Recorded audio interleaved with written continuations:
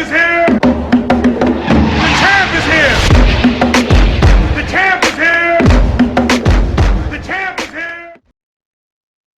Hello, and welcome to Billy Ho Sports. Today's kind of a special show to me and my pals over at the Oklahoma Football League. We are in our 26th season of the OFL. We've been doing this a long, long time since the newspaper was the Bible. So I am Team SmackDown. I'll introduce myself. It is a 12-team PPR league that is kind of a quarterback premium type of league.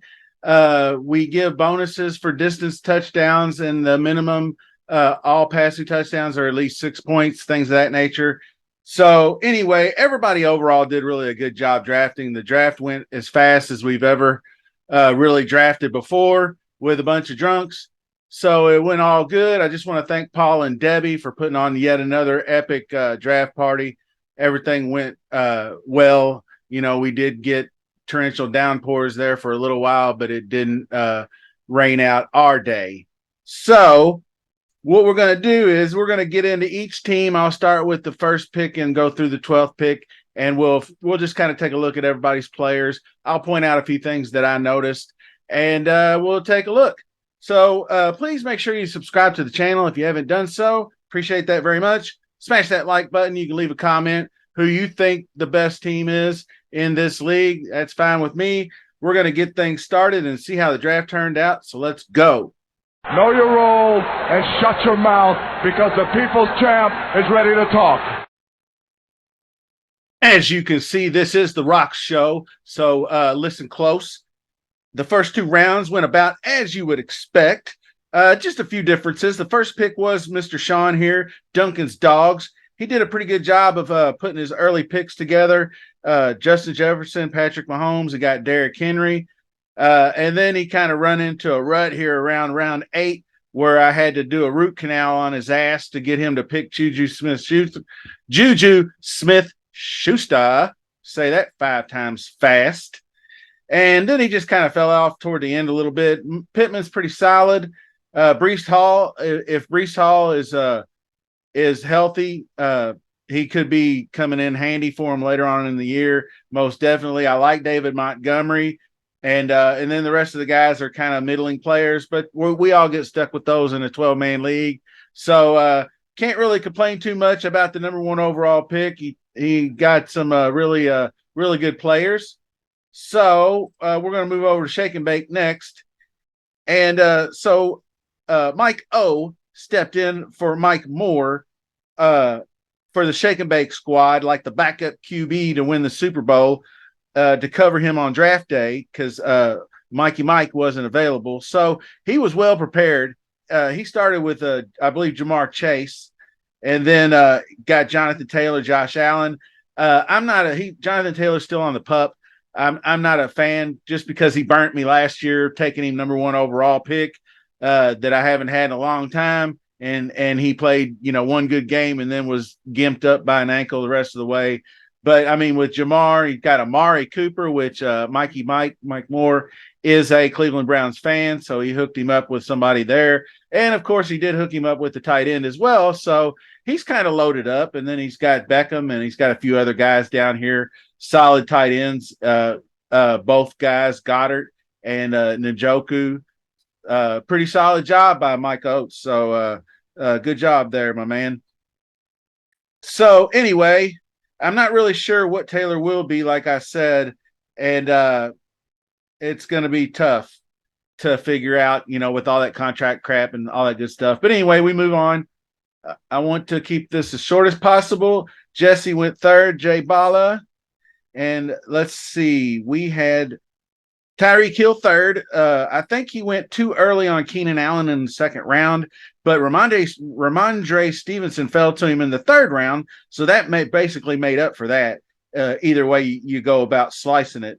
The rest of the guys, he got Darren Waller, the tight end, who has the potential, obviously, to be one of the top 2 or 3 tight ends if he can stay healthy.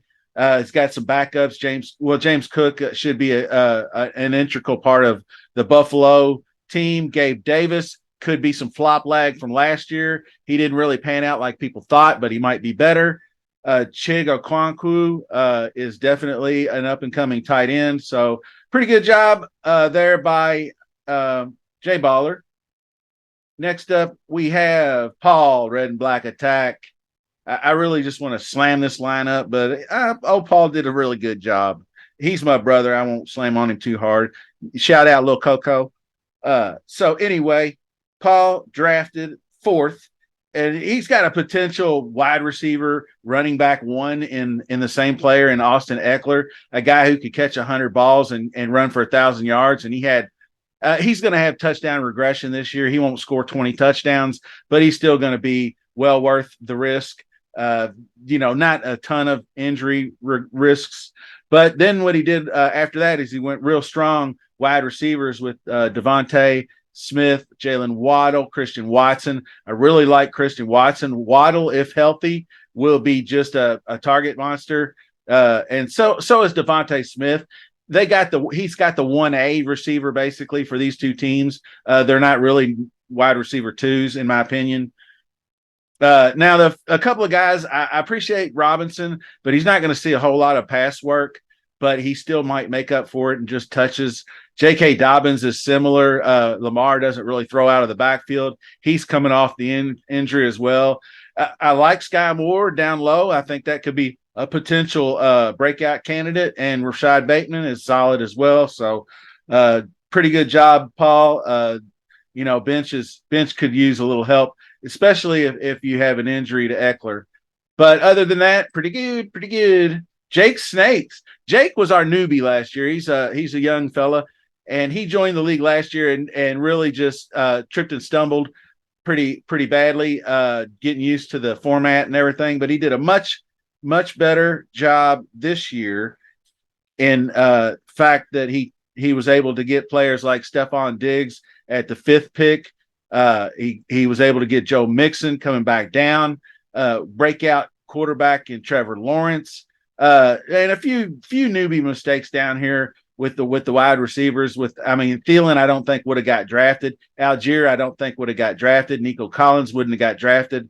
So there was a few mistakes, but he's got Hawkinson. So as far as the starters go, pretty solid output there. So good luck there, Jakey. And Steve Freaks drafted next. So he got Christian McCaffrey in the 6th pick, which is fine. And then he got Josh Jacobs coming back down, which now that he's signed, sealed, and delivered, he should be the supreme focal point of that offense. And Jimmy G is no stranger to dump off passes, so he should have a few extra targets. I think the mistake he made, which he probably didn't know at the time, was he could have had T. Higgins round 3 because he took Burrow with his next pick, but he might not have known he was taking Burrow at the time. He just decided to go ahead and pull the trigger. So he took DJ Moore, but T. Higgins was ranked 15, 17 spots higher than DJ Moore on my rankings. So, but that's all right. DJ Moore can still turn out to be fine. And the other thing was a little bit of the waiting a little late on the tight end.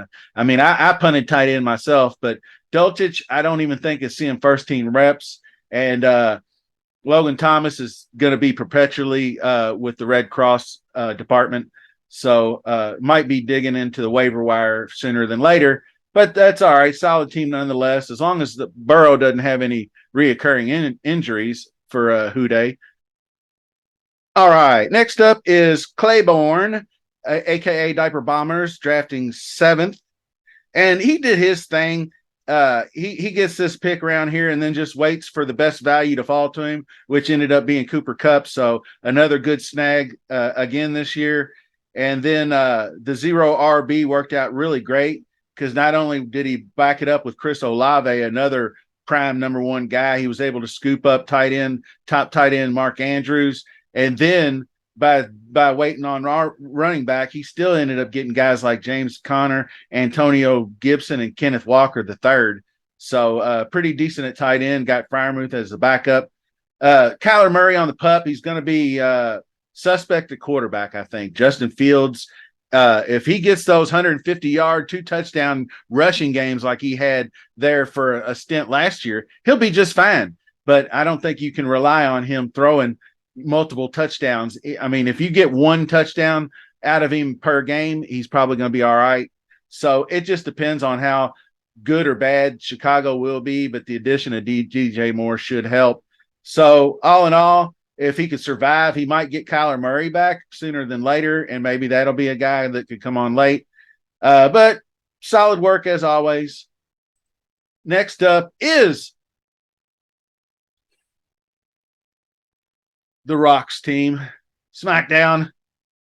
And I had a plan coming in, a couple of different things that I was going to do. So basically, and I took the 8th spot, even though I had several other choices higher than that.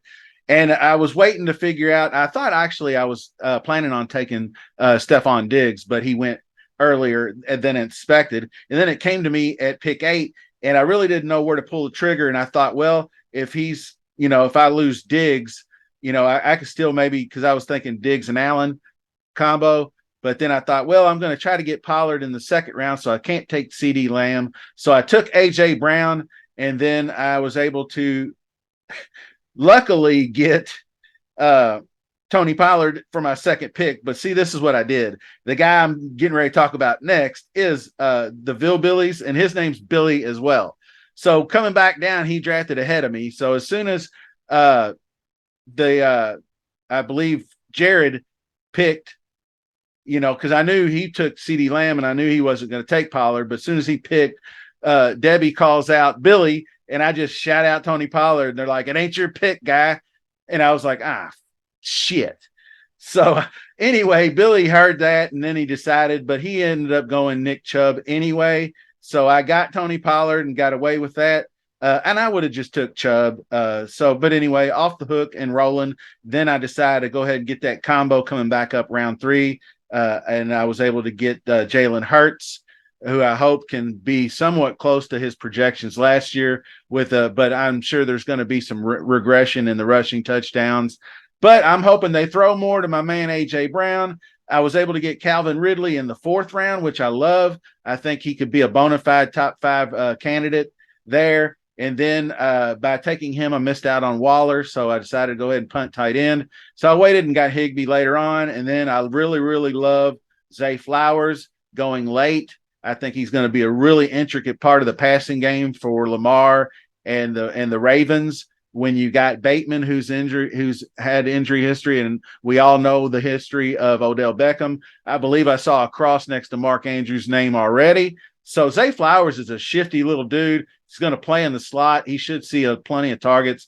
He may start over Ayuk. I don't know. I got Marquise Brown and Ayuk down here, so I'm not really sure what I'm going to do, but I'm pretty pleased with how things turned out from moi. Now, Billy Duncan, like I said, did take Nick Chubb number 1, and he did put together a pretty good core of guys, admitting to me before he got here he was unprepared woefully, but that's all right. He had a sheet, and I said, well, a sheet's all you need, brother. Just wing it. And he did a good job. He got Deshaun. I don't know how Deshaun Watson and Nick Chubb will work together, but they are there. Alvin Kamara was a good reach in the 6th round, coming off just a 3-game suspension. And then he got Bijan Robinson as well. That's a great 1-2 punch. A lot of people think Bijan Robinson might be the best running back in the draft. So he ends up with T. Higgins and Christian Kirk. Elijah Moore's not too awful bad, but that's an awful lot of Cleveland Browns to rely on. But I don't think he'll be starting more. But good job by Billy. Just like everybody else, he'll probably be a little light in the loafers on the bench, especially with Lazard injured, Musgrave, and he's got Brock Purdy. So anything happens to Watson, I'm not really sure where he lands. But next up, we're getting there. Jared Free, shout out to Coco's and Free Ballin'. So basically what we're looking at here is the 10th pick. He follows his usual MO that really puts him near the top of the league every year since he's joined.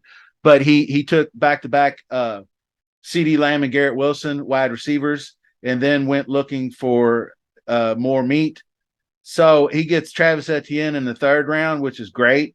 Ends up landing. I'm not sold on Herbert. Herbert should have a bounce back season. Actually, he really suffered at the hands of Mike Williams being injured. You got Keenan Allen, another year older, but they did draft Quentin Johnson, which will help. He's kind of a Mike Williams clone, so to speak, but maybe a little faster. So maybe Herbert can get back to those hefty numbers he got in the previous year. So solid job. If I had anything to say, like I would think running backs on bad teams, good running backs on bad teams usually don't work out. I don't know what Dalvin Cook will end up, but Addison's pretty good and Jigba should be back, but I don't know about him.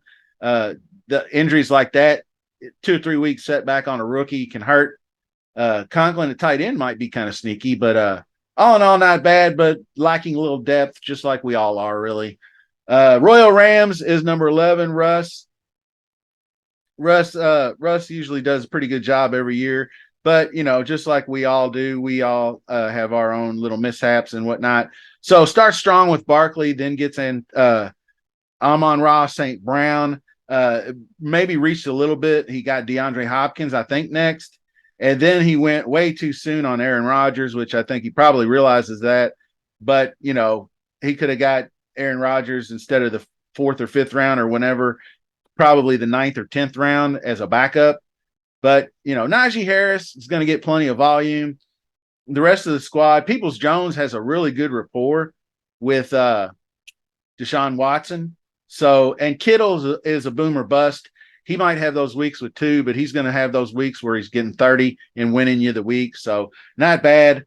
I don't know about anybody else. Mike Evans got a little dinged up with a groin. I don't know how he'll fare, but it was a pretty good late round pick. I think he got 8th, 10th round, somewhere in that range. So not too bad. And we will finish it up with Uncle Pete.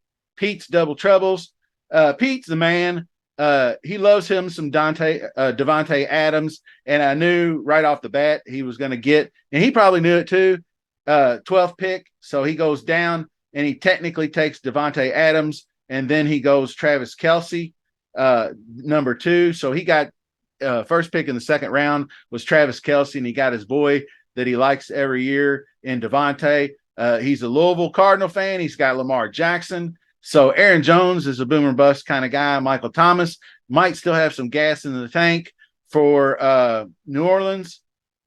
So up and down, not too bad. But then he's got the injury bug already on the bench. Judy and McLaurin are going to miss time right off the bat. Traylon Burks, questionable as well.